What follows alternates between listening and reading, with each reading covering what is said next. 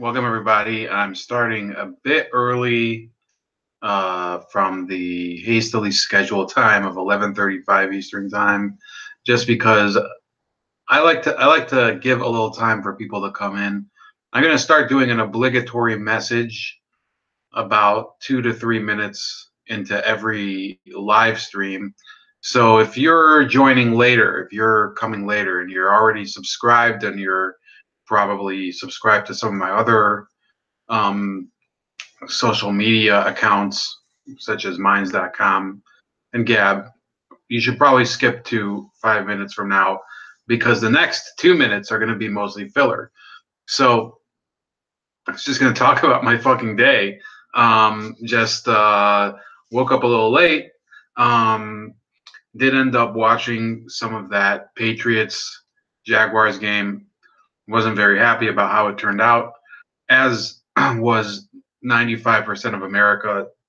Did not like it that Tom Brady made it to another Super Bowl. But I have my Bacardi and Coke here, and I'm gonna need it very much during the Philadelphia New England Super Bowl. Holy fuck, that doesn't make me happy. Um, no, I don't like the Patriots and the Eagles. I guess they earned it. They've had a great year, but I'm a Cowboys fan, and I don't know. It's gonna leave a bad taste in my mouth no matter who comes out on top during that game. Other than that, yeah, I went and worked out. I had probably the best workout I've had in months. Hoping to keep it going tomorrow. Tomorrow, I'm going to try to have a new Testigo Venezuela uh, entry or edition. I don't know what you would call it. With a new guest, hopefully. We did talk about it. I should probably make arrangements with him to test the connection. I don't have a time for it tomorrow, but you should tune in. And now for the obligatory message, which is, if you want to really help out with what creators like me are doing, you have to share our content or subscribe to our channels or discuss it somewhere. I'm not saying you have to go all out, and I don't want to make it, bold like a leopard. I don't think I want it to become some sort of brand or anything. That I don't really give a shit about that type of stuff. But um, some of these topics, they need to be spread out. I think I give a good analysis of most of the topics that I talk about. But if you don't like the way that I talk about it, there are plenty of other creators out there that you can share their content that are fantastic. First and foremost would probably be Sticks, Hex, and Hammer. But then you could also add Anthony Logan. You could add H.A. Goodman. You could probably add Sargon of Akkad. You could add the Warskis. Definitely share those people. But yeah, I could use some people sharing my stuff. Now, am I going to really going to see a lot of growth because 5 or 6 of you are going to share some of my stuff? I don't know. I don't really know how many people you interact with, but the point is, this is a forum where you can propose things, you can propose topics, propose people to interview. This is a channel where I really go and explore what people are concerned about. Last week I had that interview and chat with Rotendo Matanyarire, who was a very radical pro Mugabe guy in Zimbabwe. And then I did get a little response from some people that said, "Hey, what the hell? This guy's a dick. He's denying the Gakara, which is the Zimbabwean repression against the Ndebele people." So I said to the guy, "Look, I took this guy. I didn't know that that's what he believes, but you can come on. You can state your opposite beliefs. Maybe we could have debate between you guys. I'm not here to rule out other people's thoughts. I think I give a fair and equitable and receptive forum here for a lot of people that don't necessarily have and a receptive ear to talk to, if I can put it that way. Now, to get into the topics for today. So the obligatory message is, please, subscribe to some of these forums that I have below, GAB.AI and Minds.com, and share the videos and share the content. Share the blog too if you want to read the blog. It's all there for you to really explore some of the different approaches to the ideas that we're talking about and the topics that we're discussing. Now, this weekend, fantastic weather around the country compared to the past few weeks when it was kind of a shit show of snow and ice, at least in my part of the country, the Midwest. And what did a lot of people do? They went outside. There was the Women's March. I did, of course, I do walk outside every Saturday, Friday, do a lot of it. Was great. It was a great time. You know, you're not freezing to death. You don't have to huddle up under a hood. So these women's marchers came out and started, repeating all the crap that they did last year. And we'll get to that. Now, one of the other topics we're talking about, I think we're going to do the government shutdown first. We're going to do the release the memo. Going to talk a little more about that. I've been discussing it since Friday. Very good developments coming there, I think. Although there's one thing that's a bit worrying that was revealed in the past few hours. But in any case, the government shutdown. Here's my opinion on it. Whenever that type of thing happens, it's usually some sort of crutch used by one party in order to show, look, we don't have to go along with the bullshit of the other party. Okay, and I think it's not as effective of a tactic as people think it is.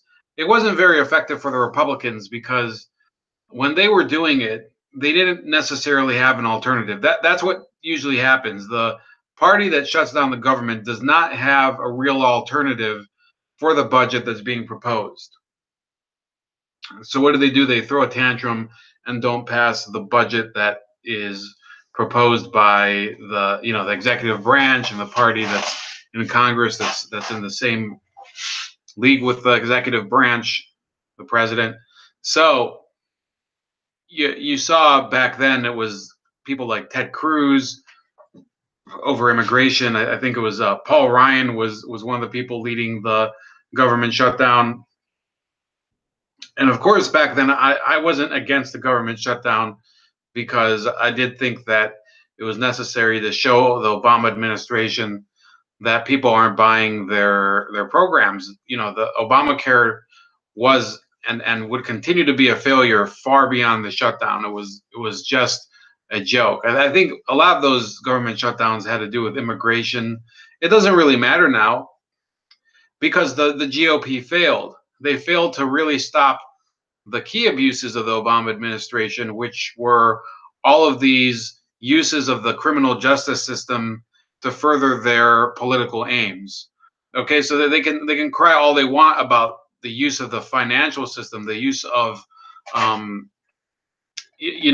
funding differences that they had, and cry about that all the time.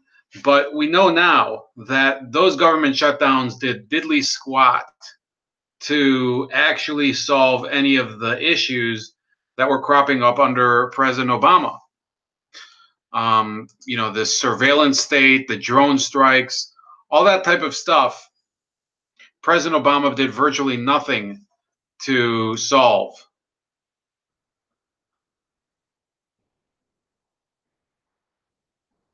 So, okay, I see something here. It's a comment on a previous video. So we have the issue of and this is to the comment that I just saw. Who I'm not going to say who said it, but I'll say what he said. He said, "I would like to believe that you only talk about policy that you believe in, but looking at your videos and what you share in social media, at least half of it is not so."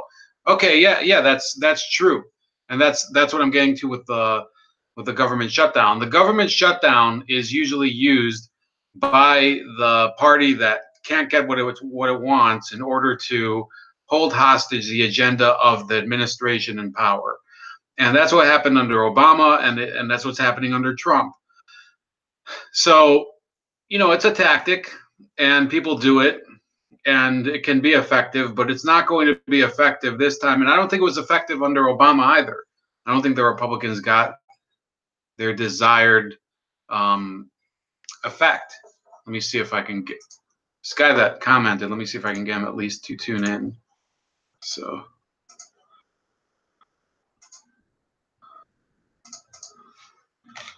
let's see here.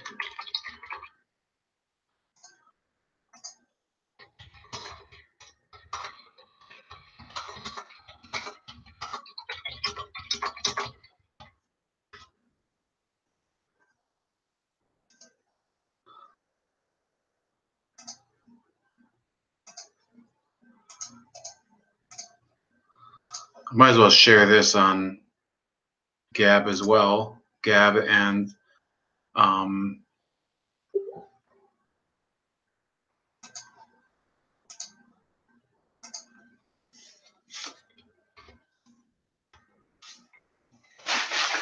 so we'll see if he wants to join, but at least I want him to tune in, because this guy, well, if he tunes in, at least you'll know from the comment section. But in any case, yeah, the government shutdown.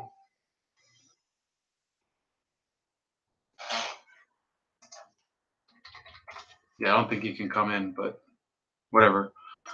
So the government shutdown is used basically as a crutch by that party in order to achieve some sort of rhetorical edge that they think they can get by, you know, stopping a certain thing from happening. Now with this Schumer shutdown, which he's trying to call it the Trump shutdown, it's not going to work. Mostly because Charles Schumer, who's the guy who keeps calling it the Trump shutdown, is pretty unpopular, and he's not. Look, this is a guy, he keeps getting reelected in the state of New York.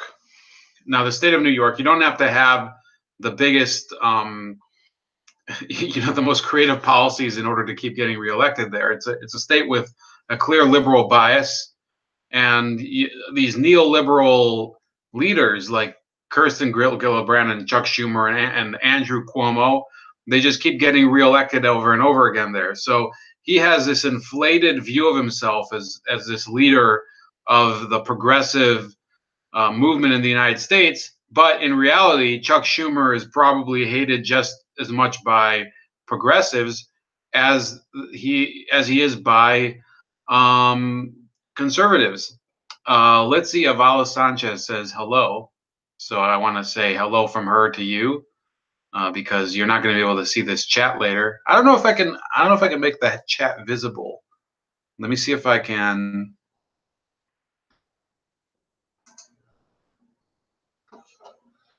Broadcast a large video that I see. I guess we're doing this on the fly.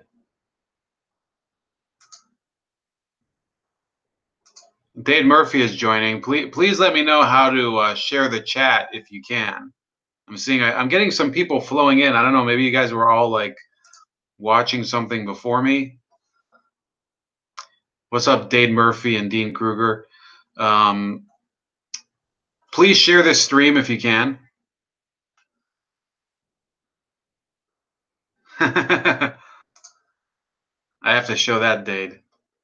Dade wants me to wear a hat. I have this undersized hockey hat over here, so I'm not going to wear that because I'll look like a retard. Dade, if you can in the chat, please tell me how to share the chat on screen, because it would really help. I can at least higher the audio level. No, I'm not using OBX, if that's what you're asking. I'm just using the YouTube app. So Anyway, to finish the topic of the government shutdown, look, Charles Schumer, there's already a website that's called SchumerShutdown.com.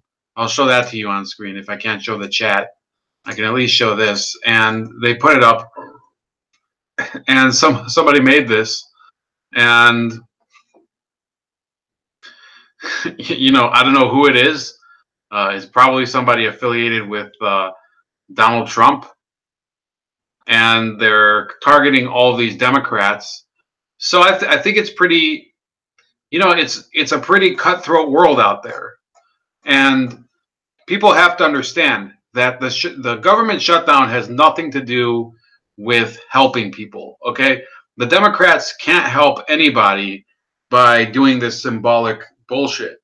Um, Now, is it true that it was Schumer that shut down the government? I think Trump definitely shares some of the responsibility for it, because he said, "Oh, you know, I'm not gonna make a shitty deal. Fuck you." But people don't factor in that here's the difference between Donald Trump's position and Chuck Schumer's position. Donald Trump is not going to lose supporters. Think about it this way: he's not going to lose any supporters by shutting down the federal government, because a lot of his supporters hate the federal government, and it's a really, you know, in fact, there's people who are saying, you know, keep it shut down. We don't care. There's a lot of people that are saying, yeah, that this government shutdown is great. Um, Dave Murphy, yeah, I'm using the Hangouts app, not the other one. So I can see the chat. Nobody else can. You know, during the later video, you probably know that from streaming yourself. Rapper 10,000 says these Democrats are shooting themselves in the foot with this shutdown and refusal to work out the DACA deal. They want free votes for the elections. Let me see. It says you can. He says you can use side chat on the screen.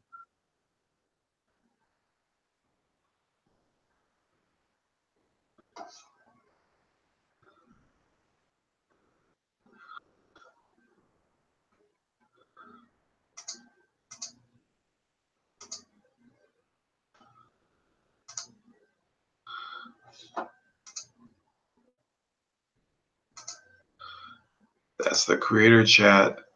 It doesn't matter. I'll have to figure that out a different time.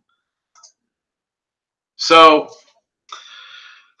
to keep going, so Dave Murphy's also against the Democrats. He says, yeah, keep it shut down. It's not hurting SSDI or EBT issues. It's shutting federal employees. That's all. And fuck the DACA deal.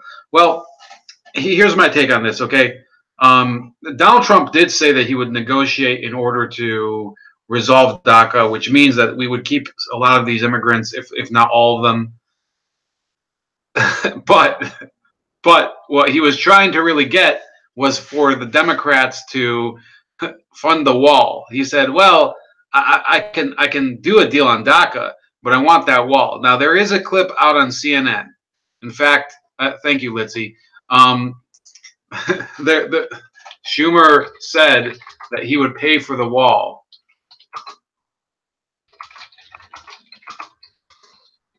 And that's a key blunder on his part. So it says, he says, Schumer says he offered to discuss the border wall as part of the Trump deal. Okay, this is from The Hill.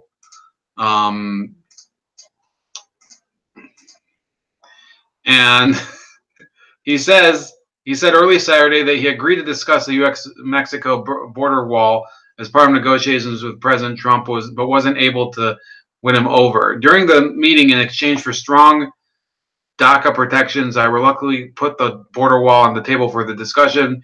Even that was not enough to entice the president to finish the deal. Now, what's the mistake here? Okay, can anybody tell me what the mistake is? Rapper says, Dayton Murphy, I bet they won't last long. We lose money every time the government shutdown continues.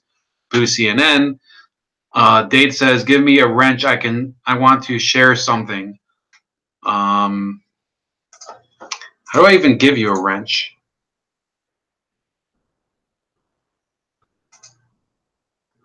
I think I have to go to the control room or something. This sucks. Hey, Angel. Thank you. So, Dave, we're gonna have to work this out at a different time because I know you know some of these other ins and outs, but it's gonna suck as a stream, and people are gonna tune in later. They're gonna be like, "What the hell is he talking about? Who is Dade?" They're gonna be asking, "What the?" We're trying to talk about the shutdown, so we're gonna have to kind of talk about some of those details a little later. But anyway, getting back to it.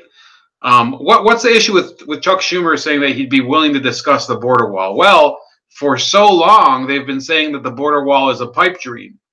And they've been trying to use divisions within the White House and conflicts between Republicans and Trump and various other people to say, Dade wants to know. Yeah, I can have you on the live stream, but how do I share it with you? Are you on Gab or Twitter? I know you're on Twitter. Which, by the way, Twitter sucks. So those of you that are still on Twitter, try using Gab. I mean, what do you care? I mean, you're gonna get banned sometime anyway from Twitter. Let me see here. We're just gonna add Dade Murphy.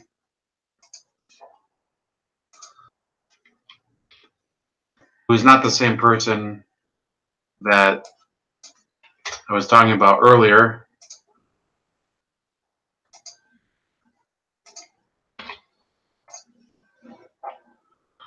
So he's going to come on soon whenever he gets a chance.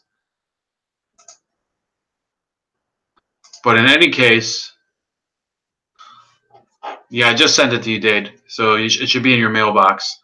In any case, it's a major blunder on Schumer's part to say that oh yeah, I discussed the border wall. Now he of course he could say later, no, it's off the table. I mean, he had the chance to get the border wall funded, but he wouldn't do it. But the real problem is that he shut down the government over illegal immigrants, and people. I mean, there is no other reason that the government shut down. And those of you saying maybe if you're a Democrat out there, although I doubt that you're watching this. Litzy says I'm Mexican American. Both my parents are Mexican. I mean, if you want, please tell us what side of the issue you stand. Look, people now believe that the Democratic Party is so committed to keeping the DACA, and data is coming on, but the Democratic Party is committed to keeping the DACA recipients on the.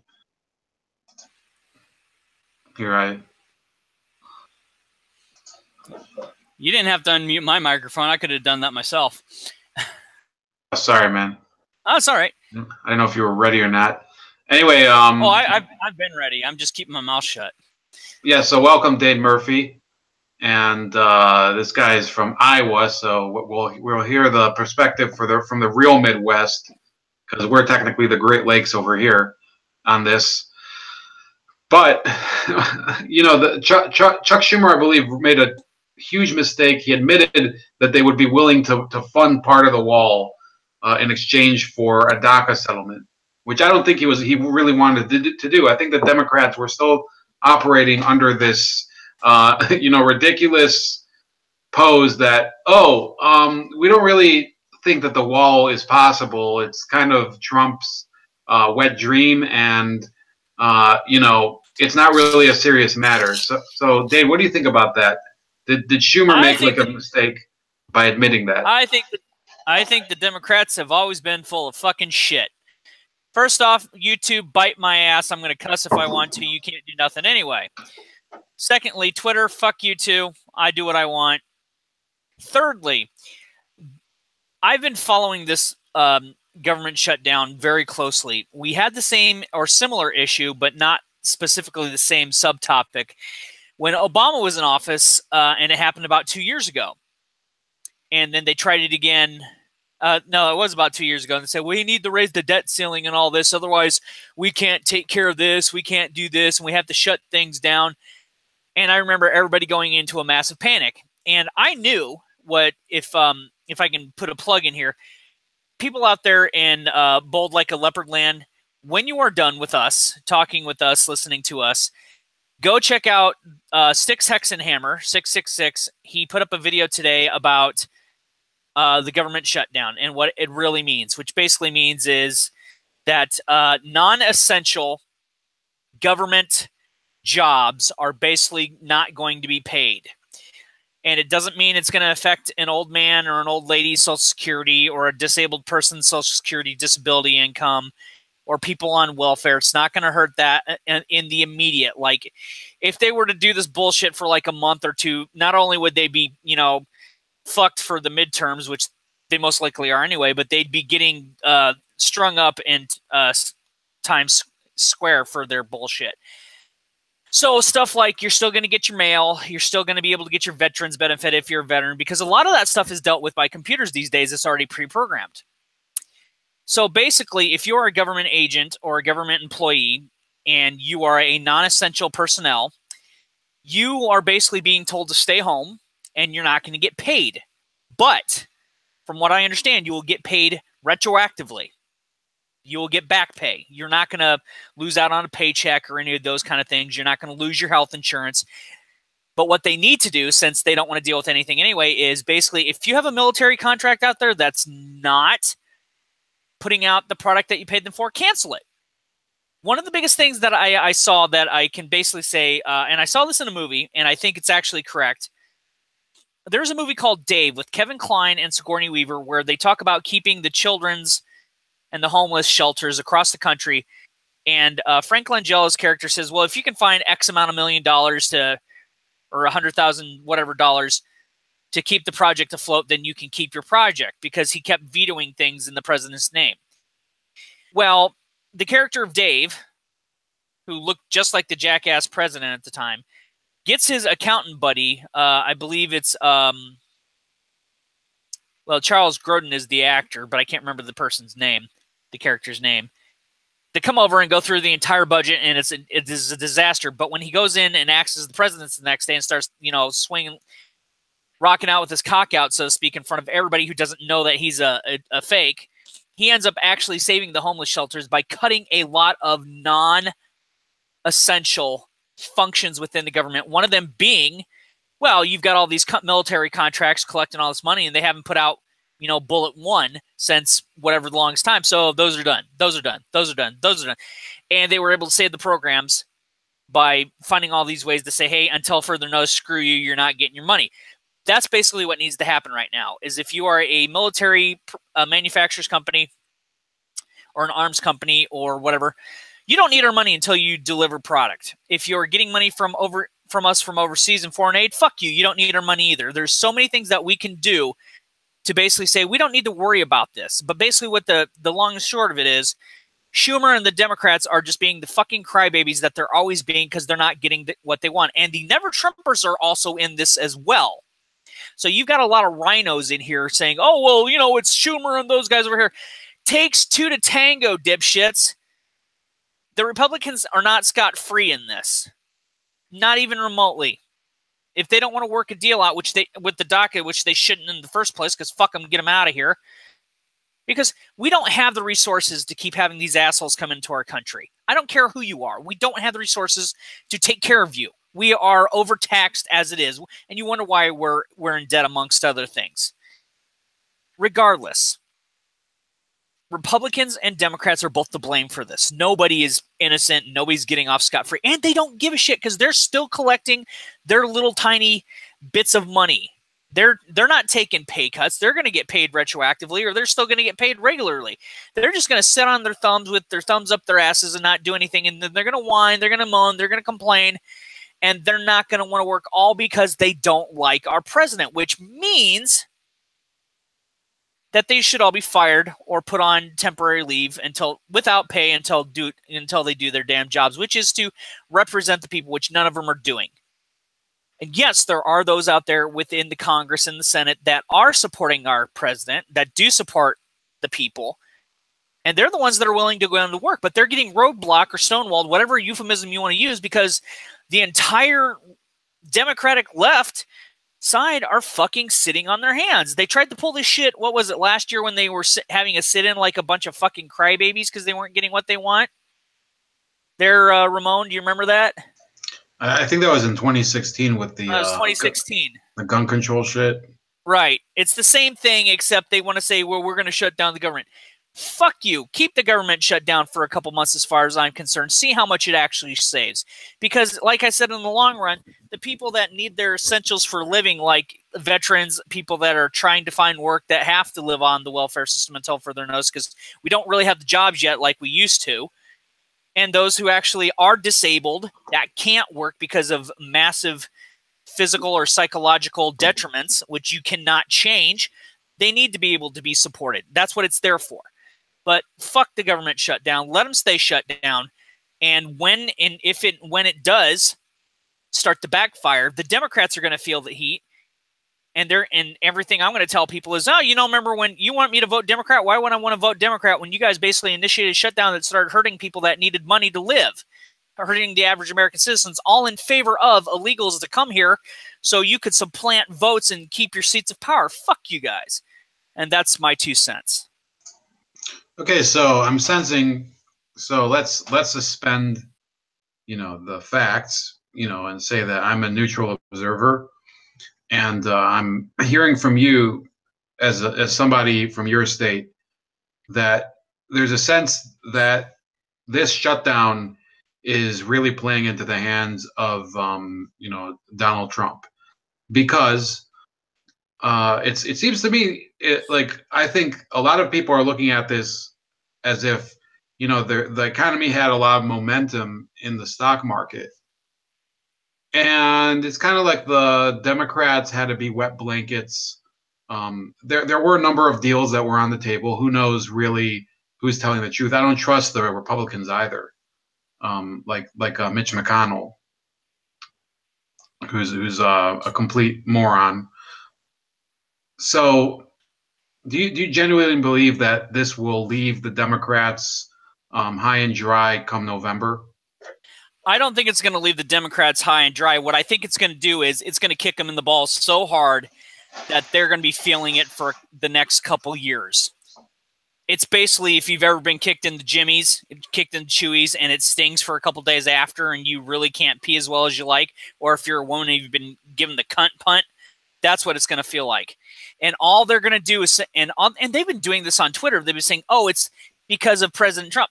No, Chuck Schumer is the person who has initiated this conflict. He is the man at the forefront basically starting all the bullshit, which is why it's been called the Schumer shutdown. What it's going to do is it's going to make everybody who has any semblance of intelligence take a double take about if they want to vote Democrat. Right, and I think for me personally, I don't know if I agree that it's totally Chuck Schumer's fault, but he's such a look. It's all a matter of perception. Okay, perception. Well, what's the saying that like perception makes a reality? So you have this guy. He goes in front of the cameras, makes these very carefully worded statements, the opposite of what Donald Trump says. Donald Trump says something. It sounds like he's ready to like riff and ad lib and put on the sunglasses and play the Miami Playboy again. Chuck Schumer comes out there. It's completely wooden. It's worse than Al Gore in some cases, and he thinks people are going to take his words at face value. No, I agree that he's at least partially to blame for all the crap we're in, especially for standing up for DACA, based on his past statements on illegal immigration, which were, surprise, surprise, like the rest of the Democrats, a lot different from what they are now. And, people are now perceiving this correctly, that as if the Democrats are shutting down the government in order to stick their necks out for illegal aliens. Now, is Donald Trump... That's exactly the case. Yeah, so does Donald Trump share some of the blame for this? I think he shares the blame in that he lured them into this trap. and I think it is going to work. It's not like he's some sort of like innocent, like Little Miss Muffet. Oh, nobody's innocent. Yeah, nobody's but the real issue here is that the Democrats think, oh, we're making this courageous stand for the disenfranchised, and no, I don't think anybody sees it that way. I don't think even the DACA people see it that way. A lot of people see it that way. The problem is they're not standing up for the disenfranchised. They're standing up for illegals to gain votes to keep their seats of power. They're standing up for their paychecks to keep their jobs. If they wanted to stand up for the disenfranchised, they would say to every American, we don't care about the DACA deal right now. We need to do what's best for America. And that's not what they're doing. Now, Al Gore and the Bongwater Brigade are looking like basically schoolyard bullies compared to the Chuck Schumer who's standing out in front acting like a goddamn terrorist. He may not have initiated this. I think he did. But he may have not initiated this, but he wants to stick his nose out and he wants to be the figurehead for this whole thing saying, oh, we need to do this or we need to defend the dreamers and all that. Then he needs this, if his ass is going to be in the kitchen, he better be able to handle the heat. Fuck him. That's all I'm going to say. And none of them have our interests at heart. What's going to happen is sooner or later, whether it's 5 years down the road, 10 years down the road, not even within my lifetime, because I may live to be 50, I may live to be 80, who knows? It's going to get to the point where every single American, regardless of skin color, regardless of origin and nationality in their ancestry, is going to revolt. And we're going to make what happened in Rome look like a schoolyard, after school, meet you out 3 o'clock at the flagpole, 5-minute beat down. That's all there is to it. And all they're doing is playing games. And this is basically sideswiping us and trying to distract us from releasing the memo. Convenience? I think not. Because if you'll remember, DACA is illegal in the first place. It was never authorized by the Supreme Court or any other form of government, and it was pushed through by Barack Obama in an executive order. It was fucking illegal, and it's illegal now.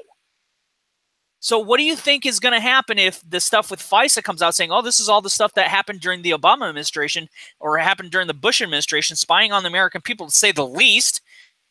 It's going to make everything what's happening right now, it's going to be nothing. It's going to blow everything out of the fucking water. This is a dodge. This whole DACA deal is a fucking dodge. That's all there is to it in regards to release the memo. Because they're fearful of transparency. When I was looking for work, they went through my criminal background.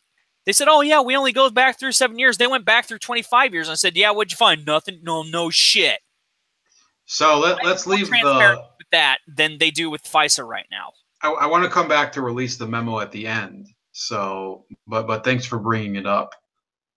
But I just want to bring up J-Man Truth Seeker says, I have a college degree and no job. I guess I live too close to the border here in San Antonio to get a job in construction.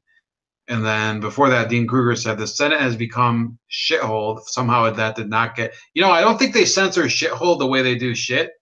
So in the comments, so everybody keep that in mind.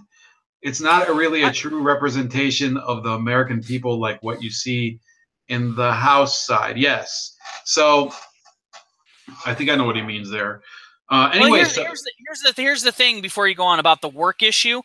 People who have college degrees, unless they're getting certifications or unless they're getting apprenticeships or they're getting field-specified training, you aren't going to find a job for shit. Because even if you want to go into even if you have a college degree and the only thing you can find is a job at Wendy's or McDonald's, God forbid, they're going to look, and they do this all the fucking time. They're going to look at you and say, you got too much experience for us. We can't hire you. Sorry. As opposed to the illegal immigrant who just came up fresh off the boat saying, oh, you don't even speak English? That's okay. You'll learn our menu fast enough because you're an idiot and we can control you.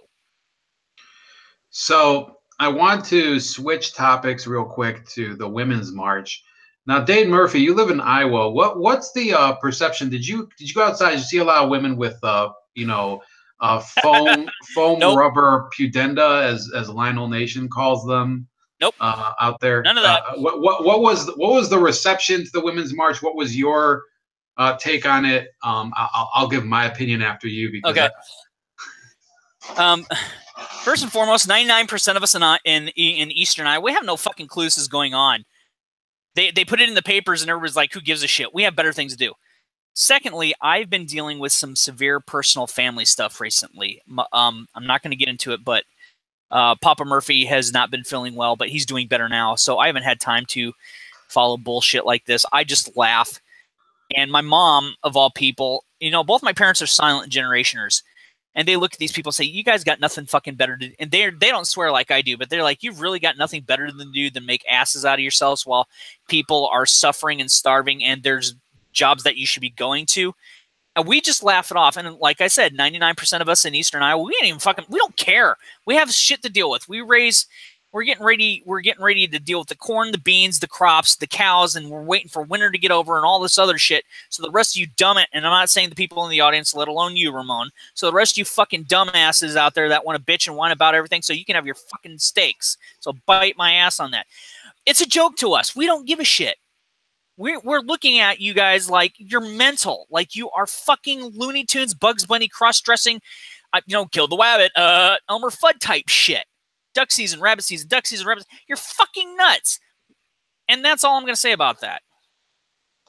All right, no offense taken here, but what I found, I had like a slightly different, like obviously I agree with what you say, but for different reasons.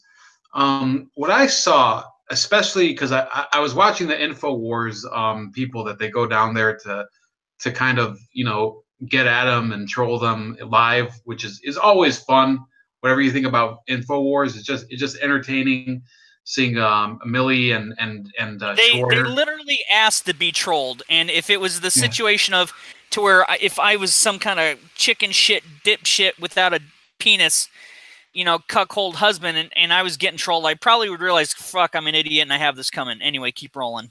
So I was watching those, and what really struck me was that it's been a whole year since this charade started with the women's marches specifically, and really there's been no innovation there. And what's really a problem, I think, for the people that oppose Trump, because there are people who oppose Trump and they have like legitimate, for example, I would say I'm pro conservation. And in terms of the environment, I think that we shouldn't be drilling in national wildlife reserves. Okay, so that's something I believe in, and I don't agree with the Trump administration on. So, instead of like collecting those issues into, a good agenda, what do? They show up with these ridiculous costumes, with all the pageantry. It looks like Mardi Gras on acid. And they just pretend that they're talking about changing the world, but really what it is, and I think everybody does this in a different way, but not politically necessarily. Is it's a social event. Over here we had the football parade when the local football team here, the Cleveland Browns, went 0-16. People made a parade just to make fun of it. And it was a way for people to socialize and make the best of a horrible situation. Now, what these people are doing, they're not making the best of a horrible situation. They're making the worst of a adequate situation. I'm not going to say everybody should be enjoying the Trump administration. There's obviously people who come out losers from it, but you've had a whole year to come up with, a real program for what you want to do. And what's this whole women's march? It's about empowering women, which is the same stuff that Joe Biden, who's a groper himself, was yelling about when he was vice president. So you have these women, and it's mostly white women. I saw in these parades, it was mostly these white pasty women in their yoga pants, walking around, looking like they had the whole day to themselves. Okay, it doesn't seem like people that are really fighting for a cause where they're threatened. I mean, look, there's people in Honduras, in Venezuela, in Iran, in probably other countries that we don't know about, that are risking their careers or their lives or their reputations in order to create change in their country. That's not what the Women's March is about. Those are people, they have a very comfortable situation. Everybody in their social circle is into this garbage, and they're not. Look, I mean, they had already mentioned release the memo, which we're going to talk about in a few minutes. Yeah, which they could care less about. They don't care that it might be that Congress. What's that? They don't want truth. I'm gonna go a little bit deeper with what you're saying. You've touched on Venezuela a lot, and I'm going to use that as a counterpoint to what the Women's March is doing. People down there in Venezuela are going through a hell right now that 99% of Americans can't even imagine.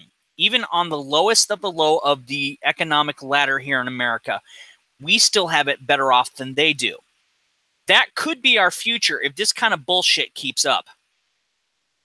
They got men and women and children fighting for their lives to have something to eat, to have a roof over their head, while battling their own criminal element in a very corrupt, practically non-existent government. We have people over in other countries who are being literally invaded as if it was the fucking Vikings all over again by Syrian refugees who claim to be kids, and they're fucking 20-plus-year-old adult males who don't know how to keep it in their pants. What these bitches are doing, and they're just fucking whiny bitches. They are either single and have the spare time, they're college students, or they're married with husbands making all the money, and they are fucking bored housewives, or they're dumbasses like Ashley Judd who have too much free time because of the money they have to virtue signal about a problem which they think exists. They think that America has a rape culture issue, which we don't. These people don't have the first friggin' clue what that is. Have them go to Venezuela. Have them go to Africa. Have them go to any place that is not America or Canada specifically and find out what a rape culture genuinely is. They are virtue signaling and basically making the horrors of Hollywood as if they were heroes. To quote Udo Dirkschneider, I am a madman living in an animal house. Almost literally these days. What movie is that from? No, Udo Dirkschneider is the former lead singer of Accept, and that's actually his a song called Animal House. What? It's one of the lyrics that says, I'm a madman living in an animal house, and it specifically describes the virtue signaling bullshit of Hollywood and its elitists that they go around doing all this shit when they said stuff, oh yeah, well, Trump says grab him by the whatever, and it's like, you guys are doing worse. And then to have somebody like Oprah say this crap and empower this falsehood of an idea of a women's movement and a women's march, when Susan B. Anthony, if were I to resurrect her, God forbid, she would probably shame them all to death and then die of a heart attack. So I'm glad my mom is of the silent generation. She hates the way these baby boomer Gen X millennial women are just fucking everything up because they don't know how to have priorities. And again, it's not every single person. We know this. That's genuine fact. It's the people that I've mentioned that are going out and doing this, and they're making asses of themselves. And then they wonder why we have a problem with keeping families together in this country. So you're going to have to send me that song later because I'm not familiar with the band. But I'll send you the link in Twitter. Yeah. I think there really is an issue here. And I brought up the Venezuela and the other countries too, which is exactly what you're talking about. That these are women, and I wanted to focus because I talk about those issues too. But these women who go and men too who go to this march. If it wasn't going to this march, they'd probably be spending the weekend going to like the paint store and picking tints for their bedroom or something, or you have to think of what kind of man's going though, Ramon. Yeah, Make comment on what kind of man is actually going, because real men don't go. Well, yeah, these are men who have had their their cojones placed in bear traps, and I guess every marriage is different, but these marriages, you see the guys that are going to these women's marches, and it's like, good God, what did you do to be punished this way? And how did you get into this situation? And it's just pathetic. And the women too, there's a lot of women out there who are really cool, who they're into friggin' metal or whatever, and then there's these women who, what the fuck? They're all screaming into the camera. This Schroyer guy is going. I mean, I love watching the stream. It's just so entertaining. And he goes there, and you know, they'll just scream at him, and then he goes and asks them a question, and they clam up like, you know, and they're wearing clams basically. And I mean, that's all I have to say. I mean, I was watching a bunch of those accounts this week from a number of different sources, especially Tim Pool and like I said, Infowars, and it's like, you know, this idea, it was already stale in 2017. You know, a couple of times you watch this, it's like, how many times do you have to do this for people to understand that you don't have anything to say? So yeah, let's get to the release the memo issue. I don't know if you saw, Dade, but apparently some of these text messages from Peter Thunderstruck were lost inexplicably lost. by the FBI. Lost in air quotes. It's like Remember, that. Like they said, they lost Hillary's emails too. Yeah, they found those though, didn't they? You know what, Dade? How about this year? I claim, you know, $17,000 in deductions from charitable contributions, and I say, you know, I lost the receipts. What do you say? I try that. What do you think? Oh yeah, I say go for it, because I'll just say that. Yeah, he gave me a money order while he was at it, and I couldn't find the stub. It's like remarkable how, you know, low the standards have gotten in the FBI. And I don't know if you got a chance to watch. I had an interview a couple weeks ago with Secret Service police officer Gary Byrne, which I still think is like the best time I've had on this channel so far. I'm gonna have to watch that. Yeah, go ahead. And by the way, if you know any other creators who want to have him on, he's very he's very receptive. So you can message I think him. the last time I caught your stuff was when you were talking to that dude from what? That black dude from what? Where was he from? And he was going Zimbabwe. off the. Oh yeah, he was from Zimbabwe and acting like he knew everything that happened in America. And I'm just calling bullshit left and right in your side chat.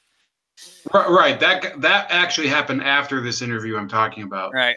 So, and anyway, you know, since you know, Clinton, because President Bush, the first President Bush was like, I guess he could keep it together even though he wasn't that great. But they have eroded the integrity of the security services, all of them, by the way, all of them. And that CIA has never been great, but they really have turned it into a shit show. And FISA is illegal under the Fourth Amendment of the Constitution in the first place. So people need to remember this. They think that okay, let's get one thing straight. No president has ever been a genuinely 100% honest president. There are presidents that you like. I personally, and even though people say he was the worst, which when he calls Obama the worst, I'm going to take his word for it. People didn't like Carter, but he wasn't a dick. People thought Ford was a bumbling oaf. That's fine. People didn't like Nixon, but he was actually one of the better ones. And we could go through. Hell, even Herbert Hoover from Iowa has his massive downsides, and some people think he sucked at his job. Whatever. But only since the days of Bush Sr. have we had all these problems consistently pile on top of each other and then congeal into this large chunk of chicken fat that won't dissolve in the frying pan, so to speak. And they're saying they're doing it for our best interest. No. They use whatever means necessary to falsify bullshit to spy on us. So they say, well, we found this out over here. We found this out here. No, it's because you're getting paid off by large corporations to sell shit we don't need. Don't bullshit me. And then when this whole thing of transparency comes through, when they say, well, we need a transparent government, and I say, you know what's going to happen if we have a genuinely transparent government? You're all going to be fired. And we won't know what to do because we're so used to this current way of the government running, which blows chunks as far as I'm concerned. We won't know what to do because we won't be able to replace your dumbasses fast enough. So it becomes, what do we do? Do we trade one evil for another? Do we trade a Dr. Doom for a Magneto? I don't fucking know. I can't tell you. That's why I consistently tell people, look, man, as long as you can go out and vote as long as you have the power for change, go ahead and do so. If it's for the Democrat side, the Republican side, the third party teetotal side, I don't give a shit. Make your voices heard. These assholes are supposed to be working for us, and they're failing. The last time any idiot that I was working around didn't do his job, he got reprimanded 3 times, and then he was fired. And I can damn well guarantee you, after the second reprimand, he was doing his job great. But these guys don't deserve reprimands. That's why they don't want FISA out. That's why they're having this whole government shutdown bullshit, because they can basically say, well, if the government shut down, nobody's doing anything, we can't release the memo. That's how it ties together. And that's not conspiracy theory. That's a pattern. It's very much like in my family when anybody goes into a major surgery. I usually say, you should probably keep them in there for a week. No, they're fine. They come home. And then a week later, they're in because of something that they didn't catch in time, which almost kills people. The same thing happened with my dad. I'm not getting too personal, but he went in. He was doing all right. He got sent home. Got a little tiny respiratory infection, almost wiped him out. Yeah, it's a pattern. It's not a conspiracy theory. It's a pattern. When people start seeing things saying, if this is happening over here, then this suddenly pops up. Why did this pop up? Oh, is it because it's a separate problem, or is it trying to make a dodge for the first problem? That's what's going on. They don't want transparency. That would scare everybody shitless, to say the least. Yeah, and I think that one of the issues that has, just compounded this, has turned it into like a snowball rolling down a hill, is the whole accountability issue. I'm trying to work on, in parallel to these videos, a summary of this book over here, which I have in front of me, which is The Year of the Rat, which is about the Clintons' complicity with China during the 1990s. And nobody did anything about it back then. Nobody in any of the federal agencies, whether it's law enforcement or intelligence. The CIA did warn Congress that, you have all these Chinese government operatives who have access to the highest levels of power, and nothing happened. Nothing happened. Yeah, and they're saying it's Ma Russia. No, it's Ma China. You can't trust China. I'm sorry. If you're an American citizen, I love you. But if you're not an American citizen, fuck off. And you can't trust China. They're never going to give us our businesses back. And this has been going on since the days of Nixon. The worst trading partner America has ever had is China. Yeah, I think if we want the world to respect us, we have to, even if we want to do business with China, we have to be assertive. I think that's what the Chinese respect. That's what the Russians respect. That's what all these, rival powers, they don't respect people like the Clintons and their foundation, that they're willing to sell the interests of their nation to the highest bidder. It's really ridiculous. And the Bushes also did some of this stuff with the Saudis and the Gulf state. I mean, it's not like they're innocent. And that's what people hate about Trump, is he's being assertive. Well, you people out there in the future that are listening to this, you have to remember, at the time that I'm saying this in January of 2018, Trump was originally a businessman. And that's how he's running America right now, like a business. You have your gains, you have your losses, and somewhere in the middle, you find a compromise to fix the problem and get a solution to handle what you need to handle. That's what the Bushes failed to do. That's sure as hell what Obama failed to do, because he's a fucking retard. And that's everything that the Clintons have ever done. And people say, oh, he's getting your 2 scoops of ice cream and all this shit. When he went over to Japan, the Japanese respected Trump way more than they have ever respected any president. I can fucking tell you that. Don't worry about the koi fish pond. They know what the fuck they're doing. He's reasserting our foothold in the world stage, which scares the shit out of people because they think they've been able to run us over. You need to dissolve and destroy the UN, get all the foreign dignitaries the fuck out of here for bending the laws and making us pay the fucking pickup on the tab of the meal that they're eating. And we need to start stomping people in their nuts. So before we finish tonight, and we can go on for, let's say, 10, 15 more minutes, Dave, but I do want to get back to like the basics of the release the memo here. So I'll try to explain it, and if I leave anything out, point it out after I'm done. But Right. so why are they talking about the hashtag release the memo issue? Well, why did we have a Russia investigation? Of course, people point, they accused Trump during the election of having ties to Vladimir Putin. Those are things made in the media, but those are not probable cause to trigger a federal investigation.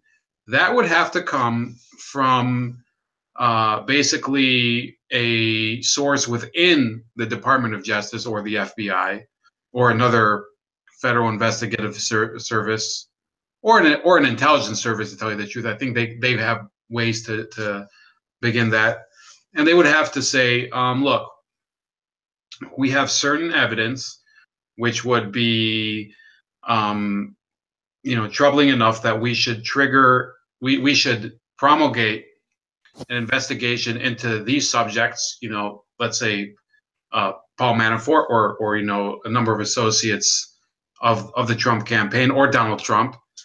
And we would like to begin surveillance of these subjects in order to determine whether they are, facilitating a, hold on. I think somebody wants to join, but let me just finish this thought. Basically, they need probable cause to start an investigation, so they would need some sort of bait to give to the court in order to get these warrants, these FISA warrants. And what the allegation is that the FBI and Fusion GPS, they used this PP dossier in order to go and get permission from the court to surveil the Trump campaign, and therefore that this whole investigation is tainted, that it is something that is at its root called fruit of the poisonous tree. Well, I guess it can't be from the root and the fruit at the same time. I mean, that's not the way botany works. But you understand what I'm still talking about. So this is something people have suspected for a long time. Now, there could be other details in the memo that would also be kind of troubling, and that's yet to be determined. I mean, they're saying there's things in the memo that would be enough for people to lose their jobs or go to jail or something. So is that how you understand it so far? I think I've summarized it pretty much up until now. What are your thoughts, Dade Murphy? I think and I'm going to say this a lot more casual and not go off the rails as I normally like to do with rhetoric. I think that's pretty much it. I think what it would mean is complete transparency on a certain level about a lot of things. They're all scared, and they know they would get fired, sued, if not gone to jail. They don't want that. Well, I got a little news for you. We live in a country where if a Mexican guy or of Latino descent doesn't like a white guy, he can say he called him something and they fire him without provocation, without giving the person the chance to face his accuser. Well, you sure as hell should be scared of what will happen if and when, and it's probably going to be when, and it's not going to be anytime soon, I'll tell you that, because, Ramon, if it did, I'd buy you a car. When the memo comes out, and some people will probably be out of office, some people will probably already be dead, but it's going to do damage to their reputations in American history, and it's going to embarrass the shit out of their family and their bloodlines. And I think you've pretty much hit everything on the head. All right, we're joined by our friend Carlos. Hey guys. From Los Angeles. And so we've gone over 3 topics today: the shutdown, the Women's March, and release the memo. I know that you were kind of busy earlier, so I don't know if you are caught up with anything we're talking about. I can add just one comment on probably just one of those. Okay, you guys talked about the possible ways that they could actually release the memo. What are the possible solutions? I read an article earlier today about Glenn Greenwald is one of my go-to reporters he's pretty fair in his reporting, I think. But anyways, he released an article about the 4 ways that they could release the memo, and I thought it was really interesting. I don't know if you guys touched on it, but basically, the article was talking about, okay, you could, it could be Trump himself. He could declassify the memo.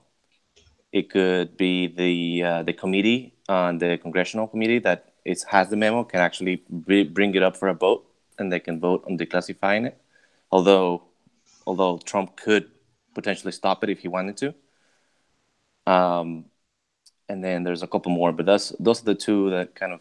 Oh yeah, well, you have the typical, like, the Republicans could release it to the media, which is, I don't think is the best thing to do. But I don't know. I thought it was interesting. I don't know if you guys touched on that. I think we only touched on the first one, which you mentioned was about if President Trump declassifies it. I think we touched on that, and that's about it. I had an oddball thought, Carlos. What if somebody in the government gets pissed off at somebody enough they just WikiLeak it like Edward Snowden does? Well, this is the thing. This is the cool. That's a great point. Greenwald talks about a specific immunity that the congressional people have related to this matter. Like it's kind of like they have a special protection. Like they don't have the type of risks that Edward Snowden had, and where they're risking prison sentence. But when they're talking about specific documents. Or this is kind of like a speech problem where they are, if the document was concocted within Congress and they were part of the committee that concocted it, they have there's a special law that protects them if it is released and there is some potential risks to that release. They're protected from that legally. So. That's another thing that was interesting. So okay, I didn't include that as part of my background. So thanks for coming in and clarifying that. And we're talking. I mean, I'm talking to Dave from Iowa, who's. Hey, Dave. So Dave is you're definitely not a progressive, Dave. You're kind of more on the middle class. You're not conservative, are you? But you're. I am a fish. I tell everybody I'm one of 2 things. I am an old school conservative who understands that change. I go by the literal definition of conservatism. That change has to happen. We just basically, in layman's terms, don't have to jump in both feet without knowing what the hell is going on. And I am a nationalist. America for Americans, regardless of your skin tone or religious beliefs. End of fucking story. And then on the other hand, we have Carlos, who is a a progressive with. You've been involved in political activism too, to a certain extent. A little bit. Dave. I was in Iowa probably 5 years ago for a competition, a school competition. And, did we shoot at you? I went. no, check this out. No, check this out, Dave. We were the only West Coast people there. Like most of the people were like either from the center or like the East Coast. And we get a lot of East Coast douchebags. Yeah, no, but anyways, the point is that we had a storm coming that day. One of those days because I was there for a week, and the only dumbasses who didn't go to and find shelter were us. And we were stranded like in we were by a lake. I forgot what the falls. Cedar Falls. Yeah, Cedar Falls. And that'd so be we were by a lake. area. Yeah, so we had these tents, these huge tents, right? And those tents are really big, and they're jotted down by these big blocks of concrete, right? So, but it was a huge storm. Apparently, there were like 2 tornadoes around the area. I don't even know. Oh, yeah. But the thing is... What, you guys never seen tornadoes before?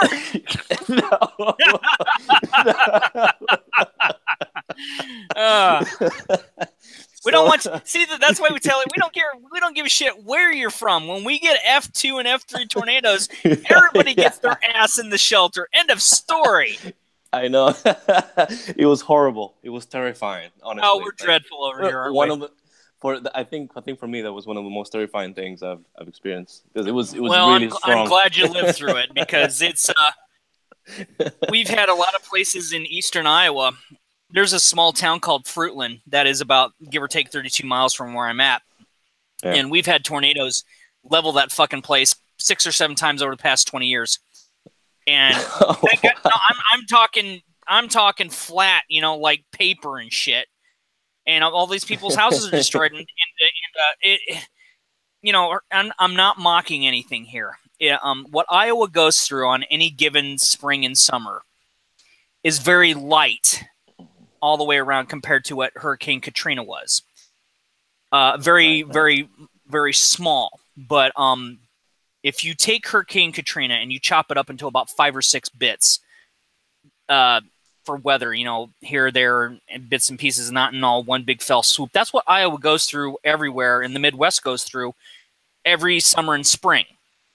And so we're used to this. It's much like living near a fault line. You get your tremors and everything, and you're used to it. And if you're not from here and you're not from there, you kind of freak out. But we still don't want anybody to get hurt, which is why we say, get your ass in the shelter.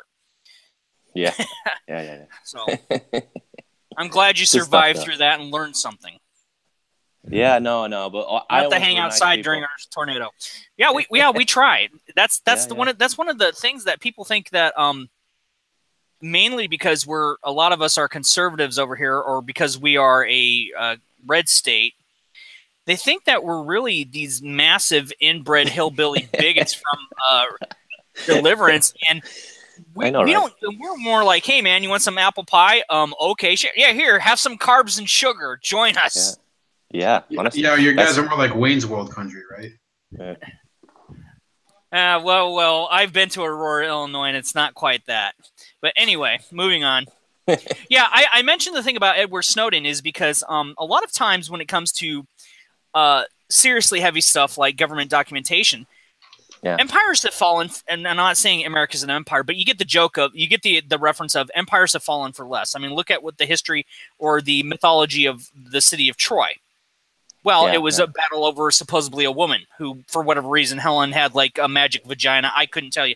But you get the general idea that you piss somebody off over something very small and minute, they're liable, or they're more than willing to sacrifice themselves for what they would think is the greater good, and then blow everything out of the water and take everybody else down with them.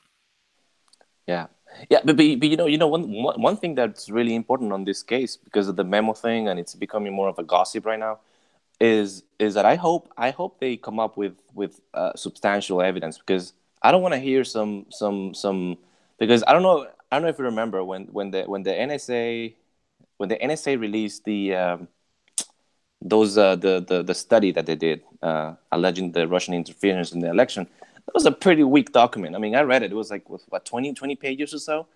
And like 10 of them were talking about RT and how RT has been like using, being propaganda, and it's just weak stuff and old stuff, And the one thing I hope it's that if there is a problem with surveillance, during the presidential elections, that we have actually something that we can stand on, rather than just talk about it for like a couple of months.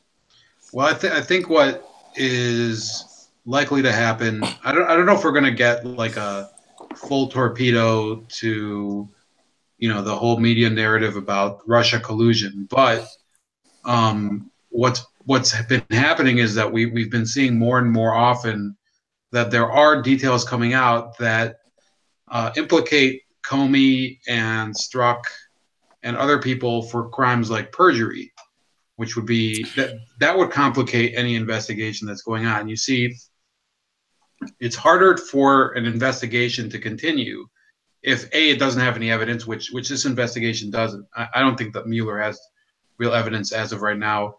And me and Carlos, we read some of the same sources. Date, I'm not sure.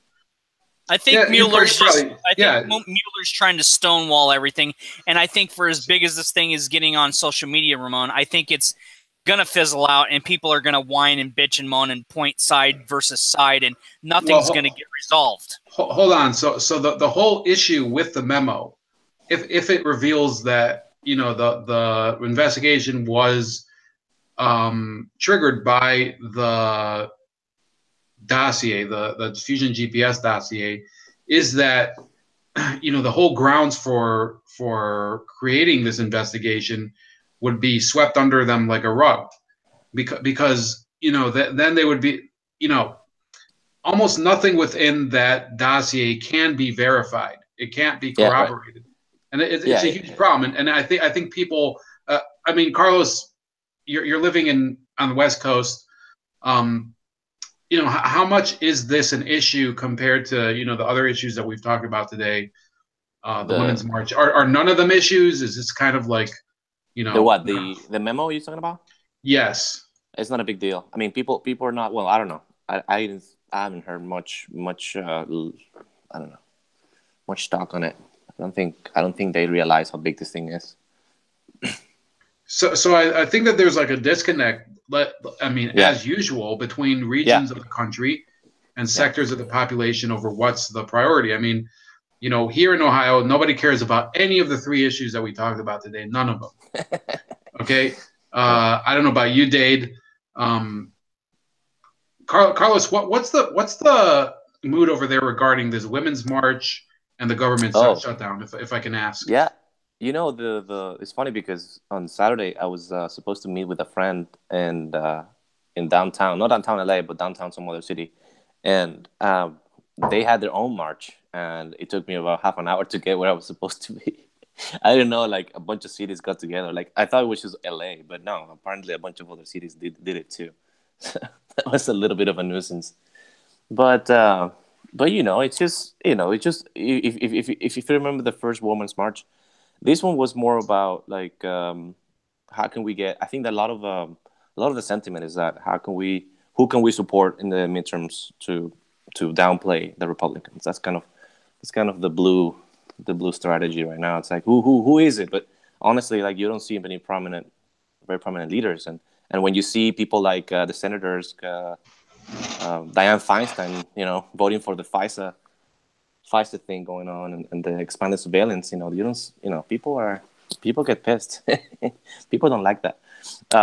No, yeah, but the whole thing about the Women's March was a lot of talk about, who is it, and you saw a number of establishment the Democrats and so on, celebrities talking the march, but very mild stuff. You don't see very I don't know, explosive or I don't know, motivating leaders in So it. can you confirm what type of people that were actually at the march? I don't know if you caught us earlier, but we were basically saying, I said that it was basically college student girls, women who had nothing better to do because their husbands take care of them, and all that kind of, and loudmouth movie stars and rock stars that have too much money, that have too much free time. Any truth to any of that? Some truth to it, yeah. A lot of college age people, and but it's funny because there's I felt like it was a gap. There was a gap in age, because you see the very young people, and then some of the older folks. I guess the people that are actually in the middle, who are actually working, and they don't have time to go there. I don't know. But yeah, you did see a lot of college people in there. So basically, there was the wide gap from millennials to baby boomers and very few Gen Xers, because they actually had to have jobs, huh? That's certainly how I felt. But I did see. I mean, just to be fair, I did see about everything. You saw about everything. But I did see majorly, at least in my city, in the city I live in, I saw a lot of college students, a lot. That doesn't surprise me.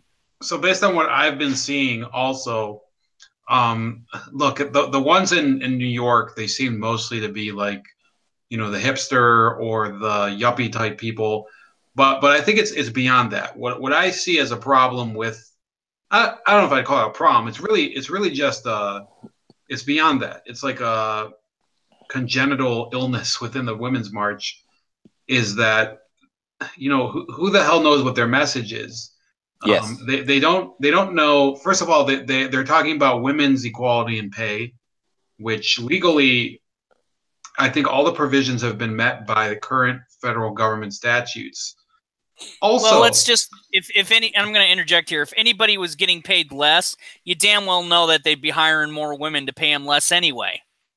That's logic. I mean, think about it. If they're saying, oh, I'm only getting 70 cents on the dollar, fine, I'm going to hire these 5 women over here who can do the same job as that dude, and I pay 30 cents less. I'm saving money. Yeah, that's for sure, Ramon. I mean, that's one thing that's for sure. There's no message. There's no clear message. I think the only like mild message was, oh, fuck Trump. I don't like you. No, my president. Right. And that's where I think I did see your comment earlier how I do shit talk people on social media and whatever, which is I'm fine with your comment, but I think like look, yes, there is a time and a place to shit talk people, which I guess you can do it for 5 hours out in the sun in California or New York City, but they do need to actually put something out there that talks about what they want to accomplish, and totally. that's the huge flaw in the Women's March. Now, I do try to put out things that I do want to emphasize in terms of policies I support and things like that. Ultimately, I think what gets more attention, like you were saying, is when I put like shit posts about people and things like that, because that's, I didn't talk about people at all. I wasn't talking about any shit talking at all. Whatever it is, but there's a whole like I think you commented on my alt-right video. Yeah. No. The thing is that you mentioned that you talk about policy that you like, but that's like 40% of what you do. And I'm not 40% is better than even 0. Totally. No question about it. No question about it. But I'm not even counting the shit posting. That's not in my count. So, but anyways, we can talk more about it in the offline, conversation. No, that's fine. I know. I was just like I was reading it while we were on the air, and I was like, wow, I didn't know that's how people look at it. but in any case, look, I think that there is a place in America for people to have an alternative to Donald Trump, and Carlos certainly knows more about that than these Women's March organizers, in my opinion. And there are people, there's he mentioned Glenn Greenwald. Like I don't agree with Glenn Greenwald's agenda, but he has an agenda. Yeah, and everybody has an agenda. Right. Everybody has an agenda, Ramon. And it's like let me tell you something, Ramon. Let me tell you something. Saying that somebody has an agenda is not groundbreaking. Okay, you're not being special by saying, "Oh, you have an agenda." It's like, no, I'm saying, dude, everybody has an agenda. You have an agenda. He has a clear idea of what he wants. That's all I'm saying. I'm not trying to say that everybody, everybody has some idea of what they want, and somebody has an. I'm telling you, like I've heard this from all sides, from the left and the right. Like some lefties say, like, oh yeah, because the New York Times has an agenda. I'm like, fuck yeah, they have an agenda. And then, oh well, and then from the right side, you say, well, the young Turks have an agenda. I'm like, fuck yeah, they have an agenda. Yeah, but hold on, that's not what I meant. I meant it this way, okay? When you go to of course, the New York Times has an agenda, and they're allowed to have an agenda. That's not what I'm talking about. I'm saying when you go to the Women's March, and you talk to some of the rank and file there, and this isn't exclusive to the Women's March. And you go to them and you say, tell me, what is your opinion? Does the United States need secure borders? They often don't know how to answer that question at all. They don't have any idea how that question is to be answered. You ask them a question on something even closer to their hearts, like whether the fetus has a right to live, right? You could ask that question. A lot of these people do not know how to answer that question. That's what I'm talking about. What I'm talking about is there are a lot of people who are out there on the streets who do not have an idea of what they're out there behaving angrily about. I'm not saying there's an issue. Like that's why I'm saying at least with Glenn Greenwald, he knows what he wants and he can articulate that. That's what I'm saying. He has a great advantage and he does it very well. And that's why he has a great following and a lot of people, and he has intelligent articles. Now, you can critique those articles, but at least there's something there to talk about. And with the Women's March, it's like you have this giant beanbag in the middle of nowhere that's gradually leaking all the beans out. That's the way I look at it. Yeah. So we have two people today. So how about Dade? Why don't you give your last word, and then we'll go to Carlos, and then we'll adjourn for the night. Well, I guess my last words on any of these subjects, and Carlos, it was great having you pop in. It was nice not to be the only person here, which I make a very rare appearance. Yeah. You know, it's the point of when we have labor strikes. You ask, you know, well, why are you having a labor strike? Say, well, we're not getting paid enough for our job. Okay, that's fine. There's an answer. Or we need health benefits because, you know, of possible on-the-job accidents, and we need to make sure that we're covered and we cannot, you know, lose our job in the long run and we still have our family support. Okay, another good reason. That's fine. You don't have to agree with the labor strike, but they still have their motives, which are for more or less reasonable, depending on how you see things. When you go to a women's march, which they say is part of the feminist movement, and the most that you seem to come across is the F our president in various forms, it's like, what are you doing? Well, you know, F Trump. I'm like, oh, is that all you've got? I mean, what are you really here for? Are you to protest the Hollywood attitude, the Harvey Weinstein type scandals, to say that women genuinely are still being discriminated in the modern age on certain levels? Because I have a daughter, and if you piss her off with her being militarily trained, she'd probably pull your heart out through your chest cavity like Kano from Mortal Kombat. So I don't have to worry about that. But my point is, they're not like my daughter. When you say, if you say to my daughter, sweetie, if I say to my daughter, sweetie, why are you going to Women's March? I believe that women are still not fairly represented in our country on certain levels. And she'll say what those levels are. And I go, oh, great. It's because how I raised her. But you get a lot of people saying F Trump. I'm like, that's it? You don't have any specific pinpoints about anything on any certain subject? Or the fact that we have psychopaths coming from other countries into our country, mutilating the genitals off little girls. That would be one of the biggest things that in a women's march you would probably want at the forefront of, you can't do that shit here because this is America, not whatever fucking country you're from. And as a conservative, I would say, yeah, they're right. That would be an honorable and reasonable thing to have a women's march, not because you don't like our president or anything that he has to say. That's my final 2 cents. I'm telling you, Carlos, I'm with you on that. It's like they have no focused goal. It's pathetic. That's my 2 cents. Okay. Carlos, your turn. Yeah, you know, kind of building on what Dave was saying. You know, there's this channel that I follow on YouTube. I mentioned it to Ramon, 1790 something L or something. Yeah, and, I've seen it. Yeah. And these guys, I don't know if you saw the latest video. These guys went to the march and they asked people, you know, they asked people why are you here, and you know their faces told everything that you need to know. And you know, and this is the thing. This is the thing about this is that this is a problem on the Democratic side. You know, the one thing I'm actually like I actually respect from the Republicans, and you know, just the conservatives in general, is that their message is very clear.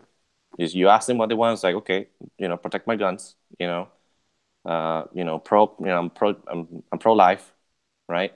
And you know, free speech, you know, it's like boom, boom, boom, boom. Okay, you know, point 1, point 2, point 3, do. You know, I you know, don't, you know, lower my taxes. You know, it's kind of like, it's, I mean, I don't agree with them, but it's just like nice. It's like, okay, well, I understand. We can have a conversation. Right now, the liberals and just the Democratic side has a identity problem, and that is permeating the left movements, because you know that's basically their party, or at least part of their party. And I see, like, I've been to a couple protests, you know, here and there, and I've come to realize that protests are more of an exercise in kind of when you feel like you have a lot of anger and stress in your life, and you feel like you need to do something about it. So Some people venting. actually, some like a venting thing, and actually that's good. I'm not saying that it's, why would you do that, but I think, if you feel like you should vent, you should vent, and then, use your free speech for it. But you're right. I mean, I think that's a problem that the Democratic Party, I don't know how are they going to fix it. It doesn't seem that they're ever going to fix it. And if they don't come to senses about what you're saying, David, and even what Ramon is saying, they're going to have a pretty hard time in the primaries, in the upcoming election. So that's my 2 cents. So I did say it was going to be the last word from these guys, so I'm just going to call out some of the people that were in the chat: Larry Gerke, J-Man Truthseeker, Chris Jones, Dave, you were in the chat too, Dean Kruger, Angel, Litzy Avalos Sanchez, David Walton, and and one last person. Usually we have the honor of former Chilean dictator Augusto Pinochet, but today we had the auspicious attendance of former General Secretary of the Communist Party Joseph Stalin was in the chat. So who knows? Next week we'll have Ming the Merciless from from Flash Gordon. Maybe we'll have him, or Biff from Back to the Future. So have a great night, everybody. No, we'd be lucky to get Skeletor knowing us. But look, everybody, knowing please us, share this. I said, no, he caught it. I think everybody. I mean, Carlos, you're having a good time. Dade, we can't see your face, but I'm assuming you're having a good time. Well, technically, you do see my face. Is it? I thought that was a character from 1984. No, that's actually my face. Okay, I didn't know that. So anyway, please share this stuff. Come find us on GAB and Minds.com. Carlos is only available here, which is really a privilege if you think about it. And I feel like I should lower myself because of it. But please follow us, and please, if you guys have ideas for other topics for this stream, you can put it in the comments below. And that's all that we have for tonight. So have a great evening, and very sober Monday, which I'm kind of going to be working on after all this Bacardi. So good night. All right, guys.